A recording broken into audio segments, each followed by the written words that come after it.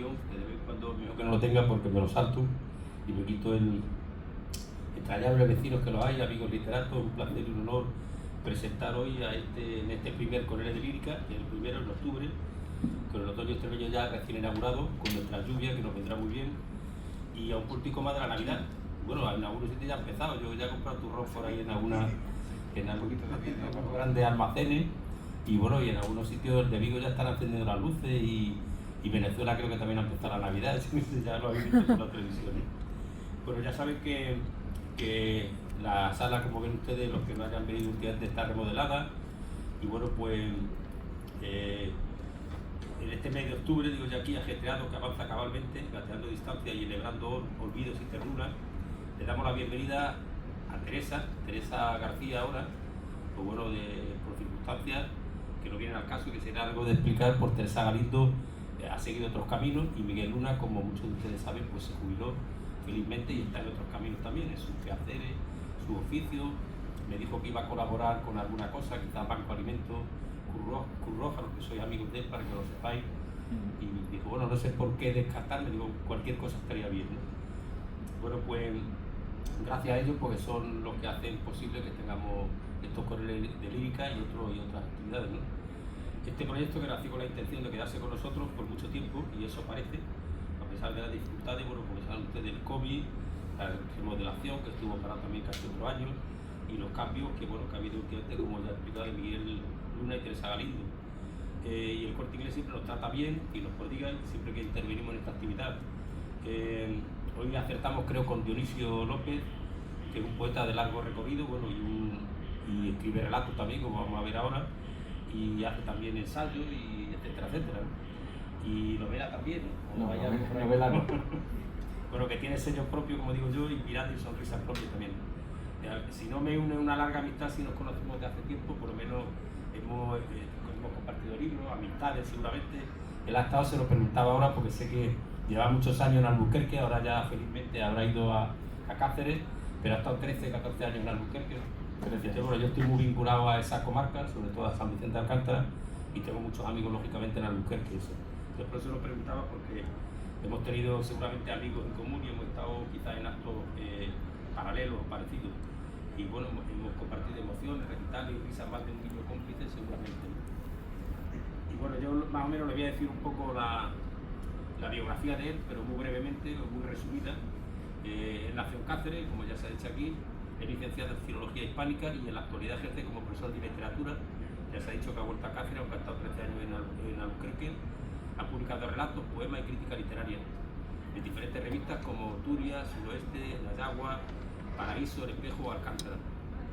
En 2022 publicó el poemario Los Nombres de la Nieve, y de él han dicho, bueno, pues muchos críticos han hecho alguna reseña, como Javier Rodríguez Marcos, que dice que es un libro que quema. También Santo Domínguez, hemos hablado de él aquí, es amigo común también. Y por ejemplo, el pacense Enrique García Fuerte, una crítica, hace crítico y hace reseñas en el periódico Hoy. Y también otro cacereño, vamos, Paco Placentino, Álvaro Valverde, también ha dicho que Dionisio escribe en un estado de inspiración que por momento adopta el aire de la escritura automática de los viejos surrealistas, dando a luz este libro tan conmovedor como verdadero, luminoso al cabo. En 2023 apareció su libro de relatos Cuando vuelvan los elefantes, publicado en la editora regional de Extremadura. El poeta Faustino Lobato, aquí presente, afirma que en él se muestran unos paisajes esenciales de forma coherente y equilibrada. Felipe Rodríguez Pérez también señaló que Dionisio es un poeta que maneja con habilidad los resortes del cuento contemporáneo. Finalmente, Luis Landero, que acaba de recibir el Premio de Nacional de Literatura, ¿no? Albuquerqueño ejemplar, conocido por todos, y cierra el libro con un hermoso epílogo donde explica que el hilo conductor de estos relatos lo encontramos en unos pocos temas, o acaso único tema: la búsqueda desesperada y obsesiva de una vida plena y auténtica, y concluye afirmando que Dionisio López ha escrito un puñado de cuentos sorprendentes, llenos de vida y escritos con sabiduría, sencillez, sutilidad y hondura. Para concluir este repaso bibliográfico, en pocas semanas estará en las librerías la antología Los Últimos del Oeste, poetas extremeños del siglo XXI, en la que Dionisio ha estado trabajando los últimos meses y que trata de responder a la pregunta de si existe una nueva generación poética en Extremadura. Ahora nos lo explicará, pues yo se lo voy a preguntar lo primero. Y yo me queda, bueno, aparte de despedir, porque no quiero alargarme, el protagonista hoy es él, lógicamente. Hay un poema que viene, que es Cae la nieve, a mí me gusta sobremanera, y con su permiso lo voy a leer. Cae la nieve sobre la flor marchita de mi piel y suelta su luz de arena en cada rincón de esta caja vacía. Cae sobre la bolsa de mis ojos, donde viven habitaciones sombrías, laberintos ciegos, fuentes sin canto ni memoria.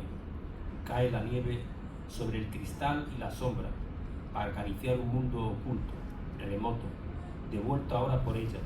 Cae sobre los campos y los cuerpos, desde el imposible brillo de su piel, abre la plaza de mis brazos, inunda el aire con su alma y besa sus labios con mis labios, sus ojos con mis ojos. La nieve blanca de mi hijo cae eternamente sobre mí. Es un poema de los nombres de la nieve. Y bueno, yo voy terminando ya.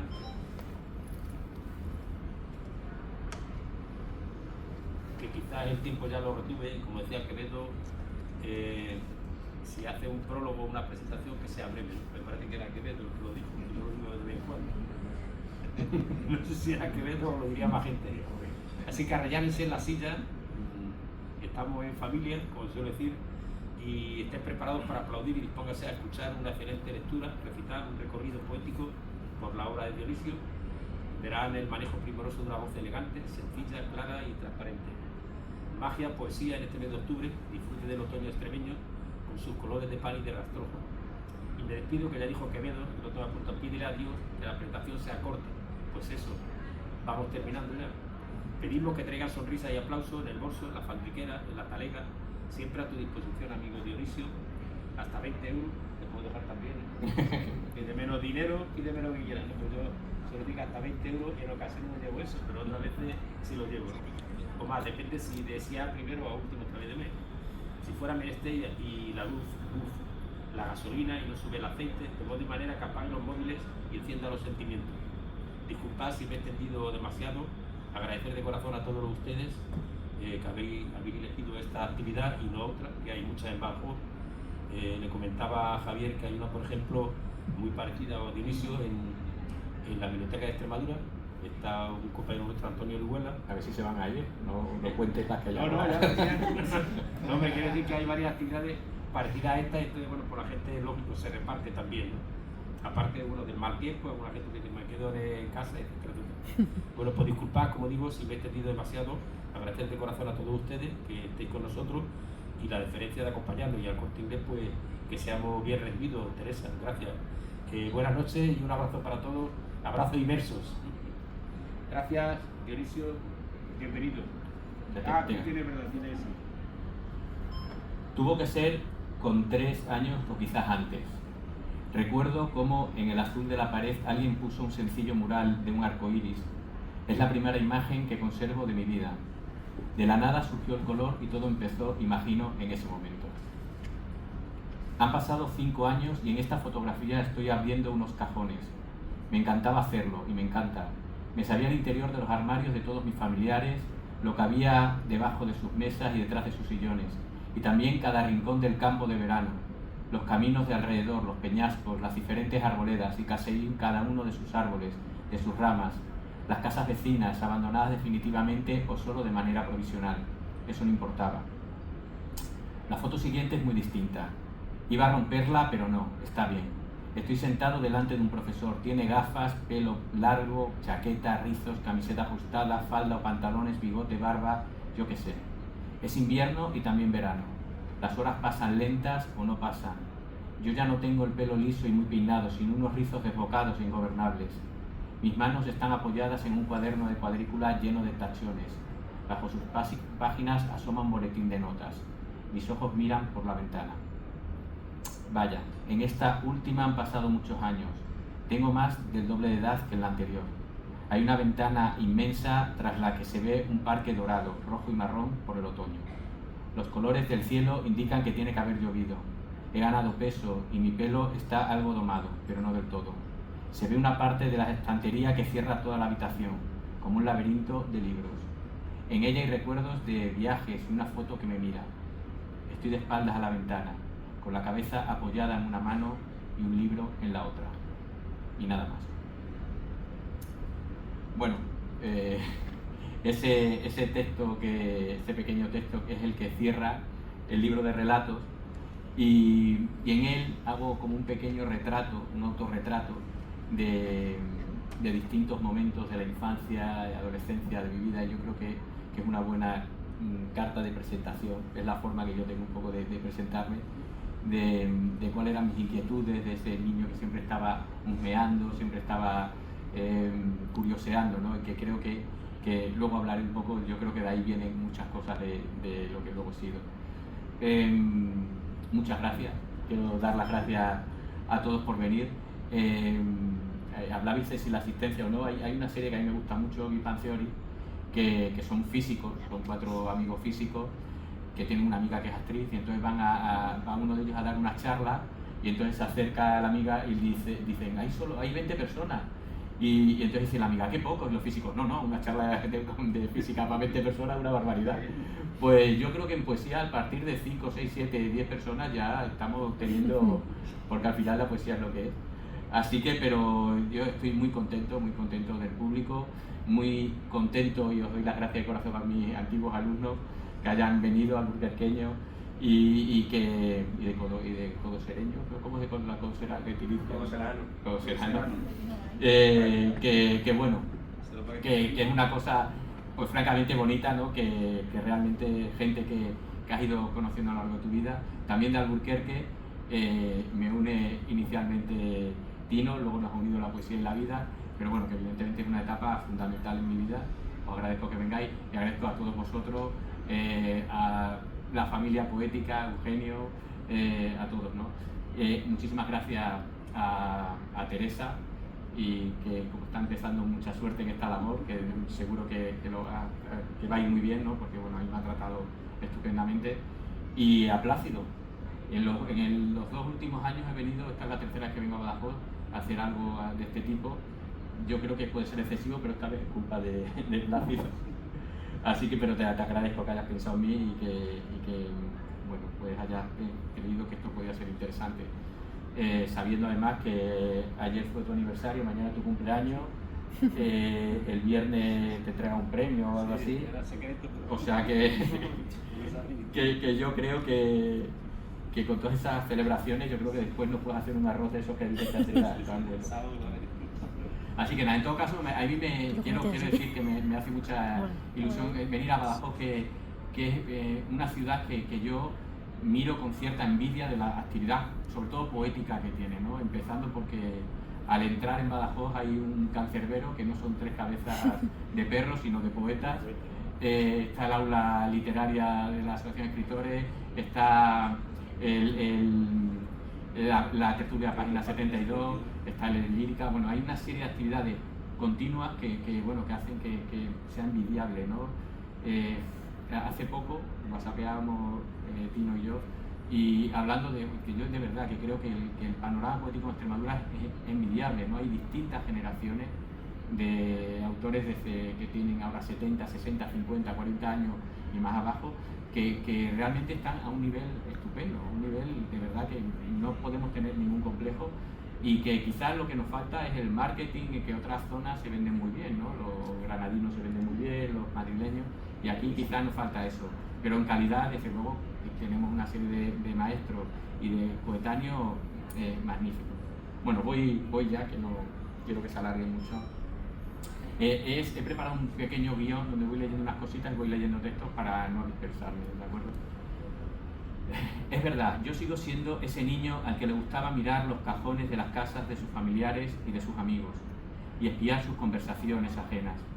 Y ahora mismo, si pudiera, me gustaría husmear en los teléfonos móviles de todos ustedes, en sus bolsos y sus bolsillos.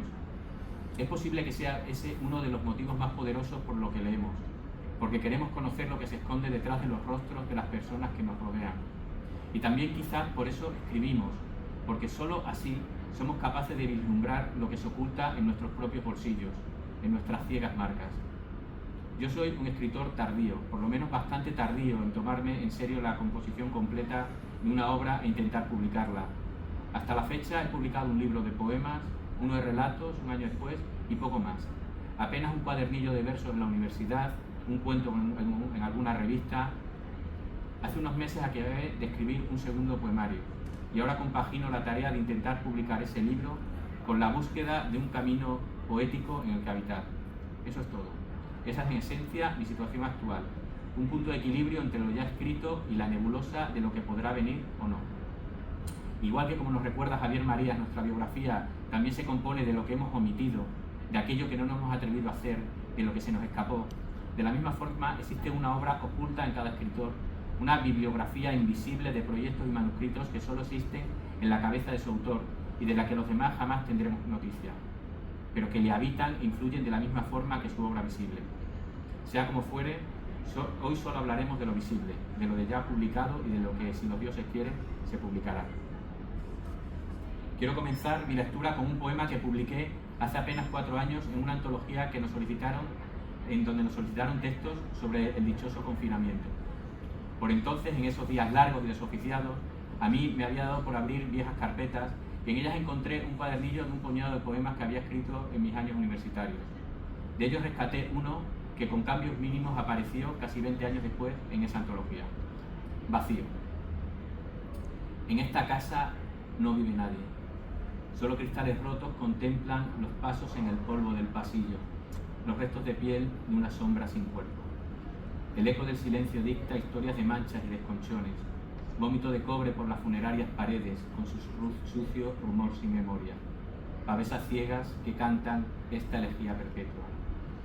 Alguien abrirá algún día las ventanas, entrará el sol y el viento y la tormenta. Algún día alguien pondrá en marcha el tiempo y borrará los restos de mi nada. Bueno, este poema me lo pidieron para esa antología. Es un poema que yo recuerdo que surgió de unos paseos que yo hacía por casas abandonadas y veía los restos de las vidas que había habido allí, ¿no? Los rayones de alguien que había habitado, y yo pensaba cómo algún día alguien pintaría y tal y desaparecería por completo esa vida que había habido. Era un poco esa idea de Machado, dice: nuestras vidas son como estelas en el mar, ¿no? Pasamos, desaparece. La mandé a la antología y estaba dividida por partes, y la pusieron en la última parte, que era sobre el confinamiento, era sobre la esperanza. Entonces yo creo que no entendieron, no me expliqué yo muy bien de qué iba. Mi primer libro completamente cerrado y medianamente maduro fue Los nombres de la nieve, una obra nacida de la búsqueda y del grito, del desarraigo y del silencio. El verso que lo abre, Cae la nieve, se me apareció repentino una tarde mientras paseaba, y desde él fui construyendo todo el mundo simbólico en el que se asienta. Un mundo en el que me sumergí durante varios meses y del que puedo decir que salí más sabio, por lo menos más pequeñamente sabio, cicatrizado en la asunción de lo incierto y firme en la fe de la ausencia.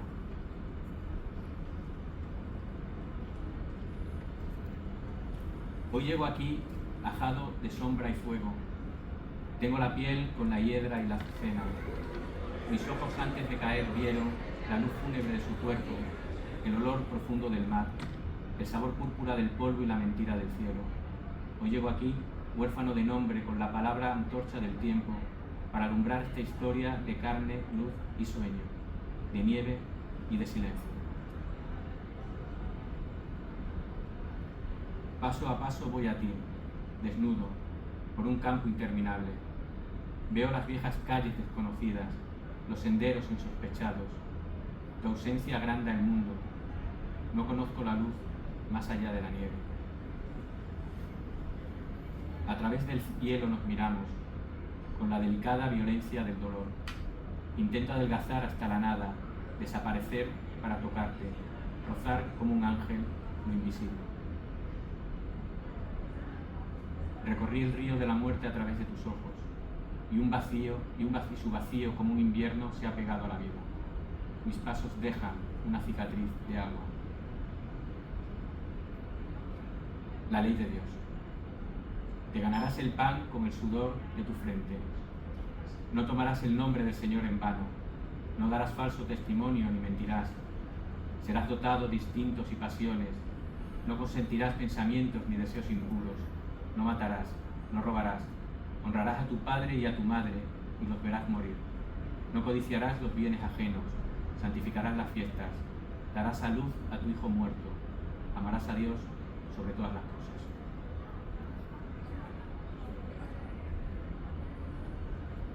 Oración del silencio.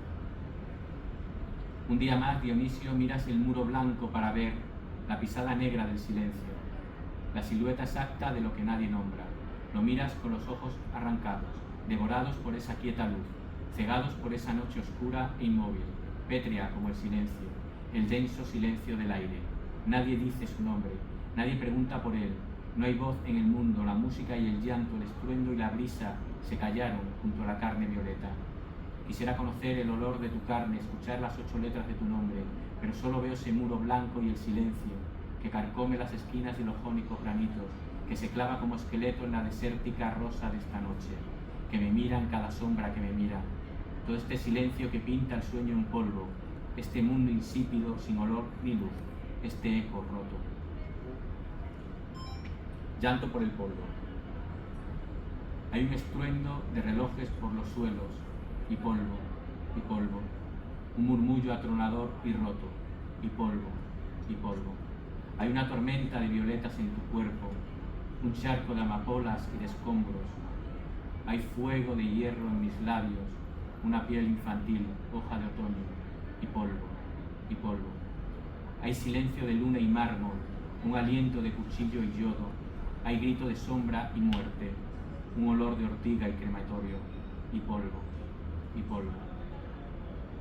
Hay una manta bordada con tu nombre, 4 paredes blancas con un eco sordo. Hay ropa limpia sin arruga en los cajones, estanterías con cuencos que desconozco, y polvo, y polvo. Hay juguetes en papeles de colores, el hueco de una cama solo. Hay zapatos nuevos hambrientos de tierra, un silencio denso de lodo, y polvo, y polvo. Hay una elegía de aullidos en el bosque, una oración de vómito y odio. Hay mis manos de raíz y ceniza, un invierno perpetuo en mi rostro. Hay un lago de hielo en tu sangre, un adiós perforando mis ojos, y polvo, y polvo. Bueno, para un momentín. El libro Los nombres de la nieve, pues tiene un tema único, ¿no? En el que se va abordando y se va reflexionando mucho sobre él, pero luego aparecen otros temas que yo me he dado cuenta después, ¿no? que a mí pues, son como sesiones mías personales y que incluso se relacionan con el libro de relatos que yo un tiempo después escribí, ¿no? Entonces voy a leer un poema y luego un pequeño relato, un relato breve que tienen como la misma temática, ¿no? Para ejemplificar un poco como yo me he dado cuenta de que son obsesiones que uno tiene ahí, ¿no? Y las pistas de relatos, de poesía, pues al final son las mismas, ¿no? Bueno, el poema no tiene título, pero trata sobre los sentimientos que son esos arrepentimientos de los pintores, ¿no? Cuando en muchas pinturas se les pasa por los rayos láser y se ve que debajo de ella hay distintas rectificaciones, ¿no? Hay una muy famosa que tiene el tirante en el hombro, pues lo tenía caído y en la rectificación ya lo tiene pintado bien, pero eso no lo apreciamos al verlo, no se ve con rayos láser, se ve en uno donde en un callejón había un personaje que han borrado, a una pierna que aparece ahí y que no sabemos si va a ser otro personaje, y entonces ahí me llama mucho la atención, ¿no? Como vemos ese cuadro donde no vemos eso, pero eso está ahí. Igual que cuando vemos el rostro de una persona, apreciamos, hay cosas que se nos ocultan. Y luego el giro final es cuando nosotros mismos nos miramos y no sabemos realmente quiénes somos, ¿no? Bueno, sobre un poco esa locura reflexiona el poema. ¿De qué color verá el mundo mi mirada? Las manchas de mis manos y el olor de mi ropa. Yo sé bien que no soy ese, pintura sobre pintura. Soy el tirante no subido al hombro, la pierna amputada, el ángel sujeto a la pared, la figura oculta en el pasadizo. Y aún más profundo, soy el lienzo virgen que tirita bajo la nieve, sucia de escombros y grietas. Yo no sé ya quién soy en el cuadro del espejo, ni cuántas capas esconde ese barro que me mira. Y el relato se titula El impostor. Siempre me he sentido un extraño, un intruso, un impostor. En cierto modo, desde niño, presiento que vivo una vida que no es mía, que es la de otro. En mitad de un bar de copas, entre el alcohol y las risas y las complicidades, yo percibo esa desubicación. Miro a mis amigos y me doy cuenta de que no los conozco, de que no son mis amigos. Y lo mismo con mis padres, y mi hermano, y mi mujer. A veces cojo el móvil y repaso fotografías familiares y solo veo rostros extraños. Y junto a ellos, yo, un extraño mayor, un intruso, un impostor. Todo esto está relacionado con mi creencia de que en algún lugar del mundo existe un doble de mí, otro impostor que está viviendo mi auténtica vida, esa en la que yo estaría cómodo, en el trabajo que siempre he querido y que ahora ni siquiera sé cuál es, con un círculo social con el que me identificara y una familia que se ajustara al tipo de vida que yo necesito para desarrollarme. Hace unos días lo vi. Bueno, creo que puede ser él. Ya me he engañado otras veces. Fue en una cafetería del centro, vestía ropa sport pero muy elegante. Conversaba con una morena guapísima y se la trataba con soltura y suficiencia. Llevo 2 semanas siguiéndolo a cada hora, estudiando sus actos por el día, analizando sus redes sociales por la noche. Realmente es posible que sea yo. Lástima que él, pobre, ni siquiera lo sospeche y se conforme viviendo una vida que no es la suya.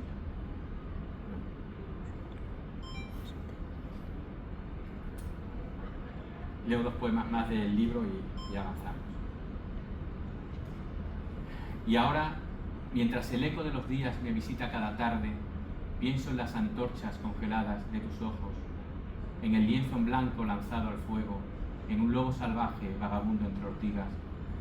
Hoy vi caer una hoja y la lluvia mojaba nuestros cuerpos. Hay una desnudez de huesos y colmillos. Nunca va a parar esta tormenta. Jamás beberemos de tu frente. Y el poema que cierra el libro, La mirada triste de los héroes. A veces me roza un sol inesperado y un viento suave canta.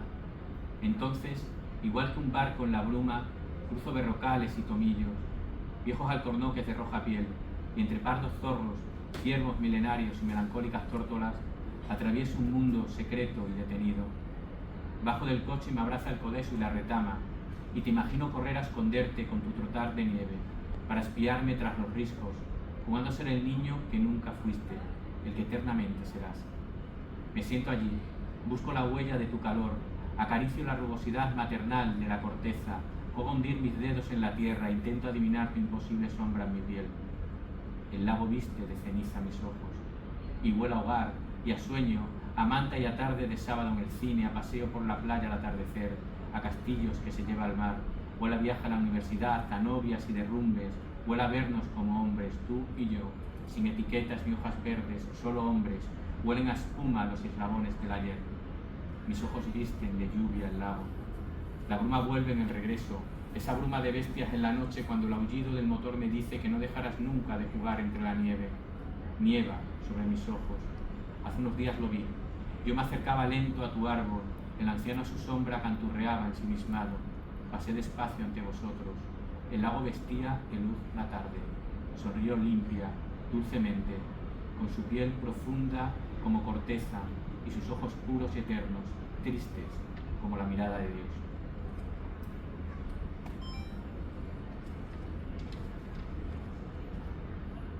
Casi sin respiración, casi sin tanteo, inicié la escritura de mi libro de relatos, Cuando vuelvan los elefantes, con una necesidad de despejar el mundo simbólico y rítmico en el que había habitado tanto tiempo. Esa música, esa nieve me había dado abrigo y certezas, pero ahora era necesario emprender un nuevo camino.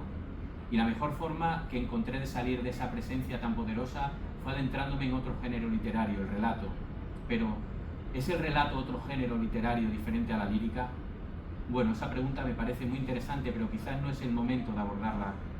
En todo caso, diré que en gran medida muchos de los narradores que más me atraen son aquellos que son poetas y que en su narrativa mantienen esa mirada poética.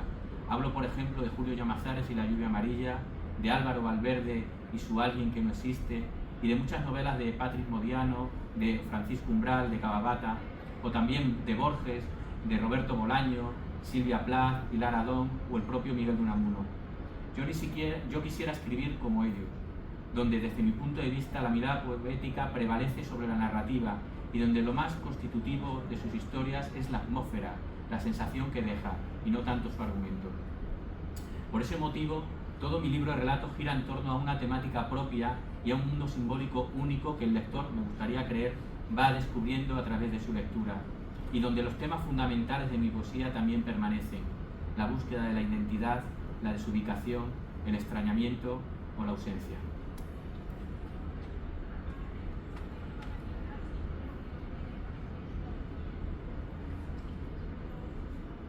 Las puertas.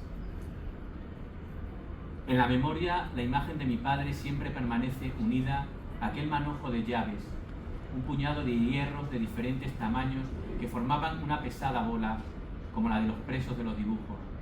Me intrigó desde niño. ¿Qué abriría cada una de ellas? Nunca se lo pregunté. Algo fácil de entender si les explico que raramente hablaba con mi padre, ni con 5, ni 13, ni 18, ni 25, ni 30 años. Iba a añadir yo en 40, pero el relato se queda en 30. Pero desde pequeño indagué, busqué, hice una lista imaginaria en mi cabeza de las puertas, cajas y armarios que tendría que encontrarse mi padre en su vida cotidiana. Y como siempre me sobraban llaves, de la intriga pasaba la fascinación. Así fue desde que tengo memoria. Pero esta mañana el montón de llaves quedó olvidado en una esquina de la mesa. Nadie le prestó ninguna atención al repartir los relojes, la medalla, la alianza. Cuando todos se fueron lo miré fijamente. Entonces no sé por qué lo hice. Saqué mis 3 llaves y las anclé a aquel manojo de hierros y misterios. Desde entonces permanece en mi bolsillo, con su pesado canturreo monocorde en cada uno de mis pasos.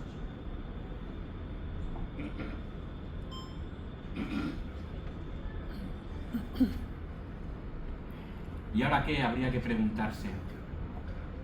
Una vez que uno ha cerrado un libro, que ha cerrado un segundo libro, ¿en qué momento se encuentra? Los que creen en la reencarnación defienden que la esencia individual de las personas, el alma, el espíritu, empieza una nueva andadura en un cuerpo o forma física diferente después de la muerte biológica. Imagina uno a las pobres almas desnudas y frías, desorientadas como el cervatillo amniótico, errando sin materia por la materia, buscando un rostro. Algo así, diría yo, que les pasa a mis versos después de cerrar un libro de poemas, después de la escritura, reescritura, reordenar, podar y pulir, hasta dejar la fruta todo lo madura de lo que uno es capaz. Me ocurrió a principios de 2022 cuando corregí las últimas galeradas de Los nombres de la nieve y me volvió a pasar meses después cuando di por concluido mi libro de relatos. Porque para que el agua corra uno tiene que huir de esa casa cálida en la que ha pensado tanto tiempo, quitarse esos ojos con los que ha aprendido a mirar y así empieza a probar nuevas luces, nuevos rostros, símbolos y paisajes. Escribir un libro es mudarse a un país lejano y aprender su idioma. Es un fino equilibrio entre la voz propia y la búsqueda de la verdad a través del cambio. Y en ese tiempo blanco andas con las inseguridades del adolescente al que le seducen el estilo y los ademanes de los malos del patio y trata de parecerse a ellos. Un día te cruzas con Claudio y te pones a buscar una chaqueta como la suya, pero a las semanas aparece Ida y de pronto quieres dejarte el pelo de plata. De ese aturdimiento, de esa búsqueda del yo, que soy ahora y que no es el de ayer, nacen estos poemas apátridas, cada uno con su ropa y sus lentes. Quizás alguno de ellos sea la buena tierra donde germinará el futuro en el que habitar un tiempo. Bueno, lo que vengo a decir es que una vez que ya he cerrado esos libros en los que uno está mucho tiempo muy concentrado con un mundo y una música en su cabeza, hay que huir. Por lo menos yo necesito huir para escribir algo distinto, porque si no eternamente seguirías en ese laberinto en el que ya te sientes cómodo. Y entonces yo empiezo un tanteo de escritura con poemas que yo llamo apátridas porque se van a quedar ahí solos con su estilo, con su mundo y no van a tener conexión unos con otros hasta que uno definitivamente se encuentra el estilo en el que quiere seguir habitando, ¿no? Bueno, yo voy a leer 3 poemas apátridas que se han quedado así, y el último poema que voy a leer y con el que voy a cerrar, es el con el que yo creo que es el estilo en el que sí me he encontrado cómodo y en el que sí se va a configurar el libro que yo me gustaría que fuera el siguiente que saliera, ¿no? Ese ahí, yo leo Los Apátridas y acabo con el que yo creo que ya es la llegada a ese mundo nuevo en el que yo quiero habitar un tiempo. Ruinas. Nosotros caminamos lento mucho tiempo después, entre las ruinas de aquel don devastador. Alzamos las manos para preguntar al vacío de esa ausencia, que es el todo. Vemos al niño llorar por la leche y al anciano dar de comer a los gatos. Vemos un jardín con frutas o una exposición de Francis Bacon. Nos sentamos en la tarde a recordar los ojos de roble de aquel amigo muerto y la espada de loplita que espera ante el óxido de nuestra vida. Caminamos, digo, deslumbrados de belleza, ebrios de Shakespeare o de Manhattan, atónitos frente al mar, el Amazonas o el sabor de una piel. Y así maquillamos la vida hasta la máscara y nos movemos como actores entre estos decorados de carne de lodo, ecos al fin de aquel naufragio remoto. Sinopsis. En mitad de la escena, bajo los focos, veo pasar todos los papeles que no he representado, pero que habitan mis sueños. Los sigo desde lejos, con el abatimiento cobarde de mis ojos. Contemplo el gris vagar de los actores, marionetas guiadas por el capricho indómito del director, que se alejan, dejando herido mi mundo. Y quedo solo en la escena, pequeño como un planeta en mitad de la nada oscura del teatro o del cosmos. Siento el rechinar de los decorados, el falso lustre de los ropajes que se amontonan por las esquinas, telas y telas jamás rozadas, y advierto al fin la precariedad de las tablas, que mientras camino crujen con hambre y tedio bajo mis pies. Mi piel marchita cada primavera. Se amontonan en ella hojas sucias, ríos de sal, pájaros nocturnos, mudos insectos que asoman la cabeza para esperar su tiempo, la brasa tras la victoria. Mi piel marchita cada primavera, cuando los bosques se llenan de luz, cuando las raíces clavan su cicatriz y yo envejezco frente al aire de la mañana, mientras diviso, cada vez más lejos, el vagar de las lechuzas y los aviones, mientras percibo, cada vez más manso, el polvo que cae de mi cuerpo. Mi piel se quiebra cada primavera y yo intento hacer fuego con sus cenizas.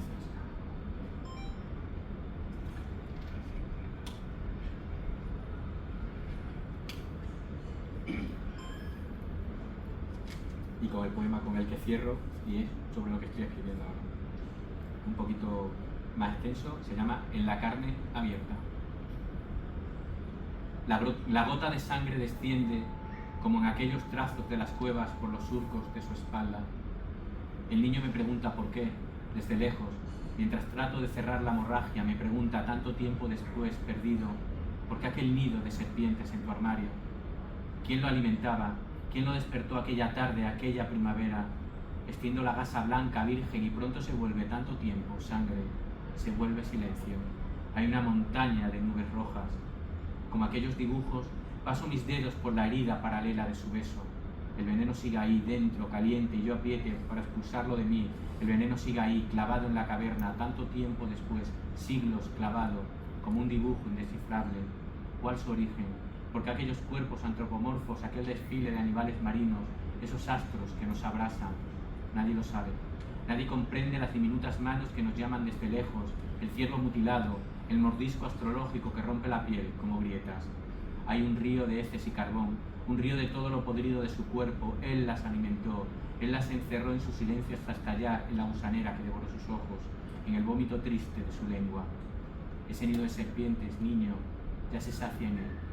Tú ahora duerme, tranquilo. ¿Cuánto veneno quedará en nosotros el día que limpiemos sus armarios? Muchas gracias.